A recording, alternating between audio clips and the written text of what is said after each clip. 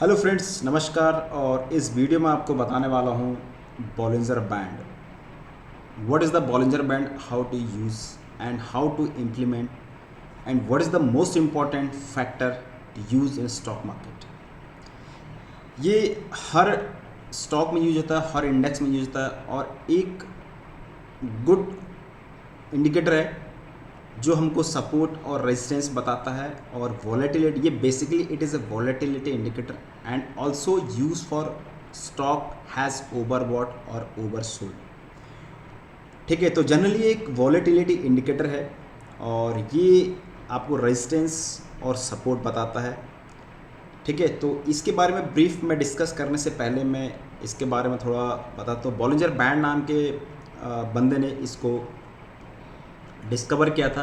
ठीक है, तो यहाँ पे 3 बैंड होते हैं, upper band, Bollinger upper band, lower band and mid band. जो अपर बैंड होता है ये एक्चुअली स्टैंडर्ड डेविएशन शो करता है। इसमें जो जो डेविएशन होता है अपर बैंड और लोअर बैंड में स्टैंडर्ड डेविएशन होता है +2 सिग्मा का स्टैंडर्ड डेविएशन होता है। ठीक है, और जो मिड वाला बैंड होता है, जो मिड वाला है ना, वो 20 DMA का एक्सपोनेंशियल मूविंग एवरेज होता है। ठीक है, तो अगर ये लोअर बॉलिंजर बैंड पे जाता है, देखिए चलो मैं आपको लेके जाता हूँ। अगर ये लोअर बॉलिंजर बैंड पे जाता है, ये ऐसा दिखता है।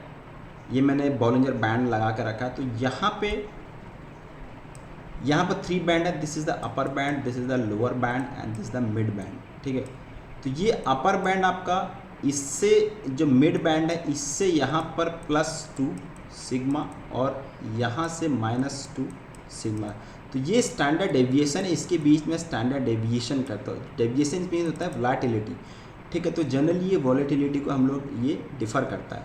तो जो नीचे वाला बैंड होता है, अगर प्राइस जनरली क्या प्राइस का होता है, ये सपोर्ट अपने को आइडेंटिफाई करता है और अपर वाला बैंड हमारा रेजिस्टेंस को आइडेंटिफाई करता है। 80% स्टॉक इसी रेंज में मूव करता है। ठीक है, अगर आप अपर बैंड में पहुंचे तो आपका एक्ट एज ए रेजिस्टेंस और लोअर बैंड पहुंचे तो आप एक्ट एज ए सपोर्ट की तरह। ठीक है, और मिड बैंड जो होता है act as a centre of tendency, जैसे लाइक दैट ये इसको क्रॉस ओवर कर देगा, फिर ये अपर की तरह मूवमेंट करेगा। ठीक है, तो इसको एक्चुअली यूज कैसे करना होता है, देखिए सबसे पहले आप इस चीज़ को देखिए। जब ये हमारा नीचे से एक वापस, ठीक है, एक कोना जैसा बनता है, एक कॉर्नर जैसा बनता है, तो इट मीन्स ये पॉजिटिव सिग्नल है।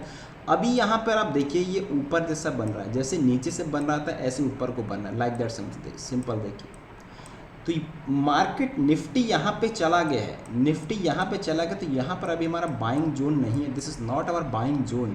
जब यहाँ पर था सेंटर ऑफ टेंडेंसी, जब ये सेंटर ऑफ टेंडेंसी जब यहाँ पर आएगा तब हमारा बाइंग जोन बनेगा। आप यहाँ पे सेल करके पैसा कर सकते हैं।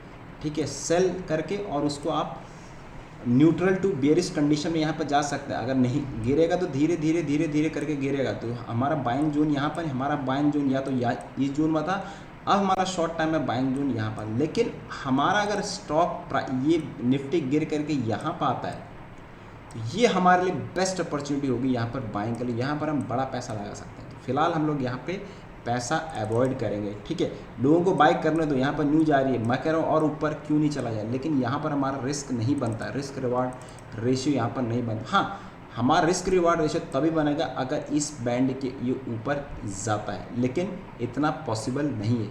यहाँ पर टाइम वेस्ट करना चाहिए इसको।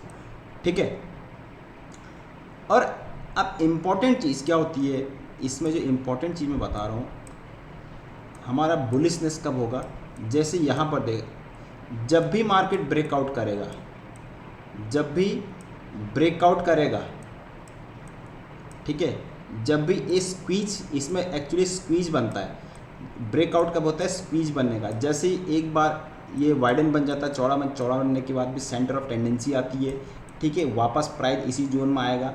जब स्क्वीज बनता है, एक पतला बैंड, मतलब एक कैनाल जैसे बन जाए, तो कैनाल से क्या होगा, यहाँ से प्राइस अपवर्ड या डाउन ट्रेंड की तरफ जाएगा और यहाँ से गैप अप के साथ अगर तोड़ता है और इस अपर बैंड के बाहर प्राइस होल्ड होना चाहिए। देखिए तो प्राइस, और यहाँ पर आप 5 DMA या फिर यहाँ पर 15 मिनट का 5 DMA लगाओ तो परफेक्ट वर्क करता है।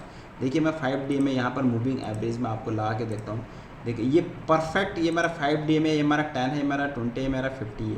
तो 5 डे के साथ परफेक्ट टाइम ड्यूरेशन के साथ परफेक्ट काम किया हुआ है, ठीक है।